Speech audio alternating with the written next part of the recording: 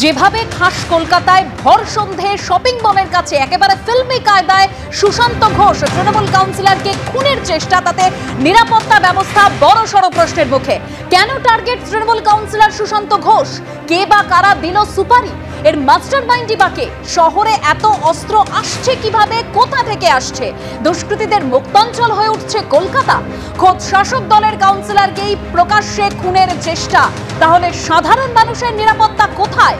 ভর সন্ধে প্রকাশ্য রাস্তায় কাউন্সিলরকে খুনের চেষ্টা, প্রশ্নের মুখে শহরের নিরাপত্তা।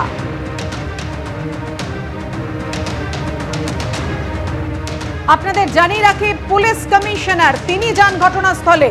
যে প্রশ্নটা বারবার উঠছে শহরের নিরাপত্তা নিয়ে, কলকাতা কি একেবারে দুষ্কৃতীদের মুক্তাঞ্চল হয়ে উঠছে? কারণ একের পর এক অস্ত্র উদ্ধার এবং হামলার ঘটনা আপনারা দেখতে পাচ্ছেন সেই মুহূর্তের ছবি। কেস ইজ আন্ডার ইনভেস্টিগেশন, এখনো অবধি দুজন ধরা পড়েছে and further action is being taken. কিন্তু একের পর এক ঘটনা ঘটছে। We are taking action.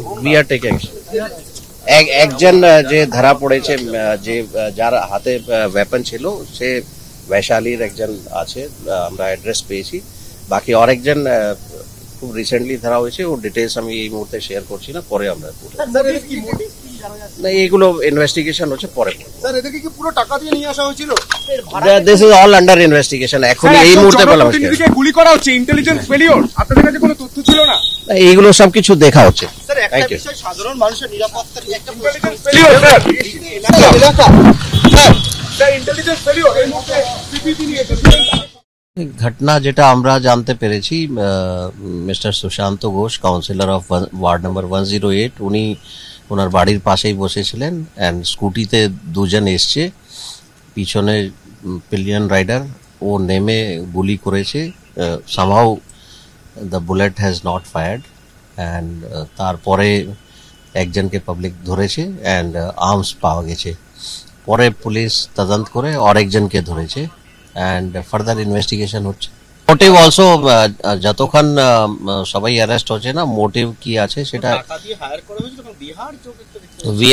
আমরা সব কিছু ইনভেস্টিগেশন করে তদন্ত করে দেখছি। সো এই মুহূর্তে এটা বলা ঠিক হবে না। We are looking into all angle, সব অ্যাঙ্গেল থেকেই দেখা হচ্ছে। তিনজনকে বিহার থেকে নিয়ে আসা হয়েছিল বলা হচ্ছে, তাদের কি কোনো রকম প্রেসার? যে অ্যারেস্ট হয়েছে, যে ফায়ারিং করার চেষ্টা করেছিল, তার সঙ্গে আরো দুজন ছিল, তাদেরকেও নিয়ে আসা হয়েছে বলা হচ্ছে। না, সো ফার দুজন আছে, একজন যে গুলি করেছিল আর আরেকজনকে পুলিশ নিয়ে এসে দুজন। স্যার, এদেরকে কে নিয়ে এসেছিল এই বিষয়ে কি কিছু এখনো? না, সেটা ইনভেস্টিগেশন আছে, আন্ডার ইনভেস্টিগেশন আছে, আমরা এই মুহূর্তে বলছি না। শাসক দলের কাউন্সিলর সে নিজের বাড়ির সামনে বসেছিল, তার উপর যে ভাবে আক্রমণ হয়েছে, মানে সুপারি কিলার, হায়ার কিলার দিয়ে অ্যাটাক করা হয়েছে। তার মানে কি, মানে দুষ্কৃতিময় হয়ে উঠেছে আজকে সমস্ত রাজ্য। মানে কোথাও কোনো নিরাপত্তা বলে কিছু নেই। তাহলে এখন কাউন্সিলর বা যারা জনপ্রতিনিধি, তাদের প্রত্যেককে সিকিউরিটি প্রোভাইড করতে হবে। তো এবার আর্ম সিকিউরিটি দিতে হবে, অ্যাটলিস্ট দুজন করে আর্ম সিকিউরিটি গার্ড দিতে হবে। এ তো গেল জনপ্রতিনিধি। আর সাধারণ মানুষের কি অবস্থা হবে? তারা তো কোনো সিকিউরিটি পাবে না। তার মানে তারা নিরাপত্তার অভাবে সারা রাজ্যবাসী ভুগছে। নিরাপত্তার অভাবটা সবাই বোধ করছে আজকে। সুতরাং শাসকের ব্যর্থতা, প্রশাসনের অদক্ষতা, পেশাদারিত্বের অভাব, সবকিছুই তাই।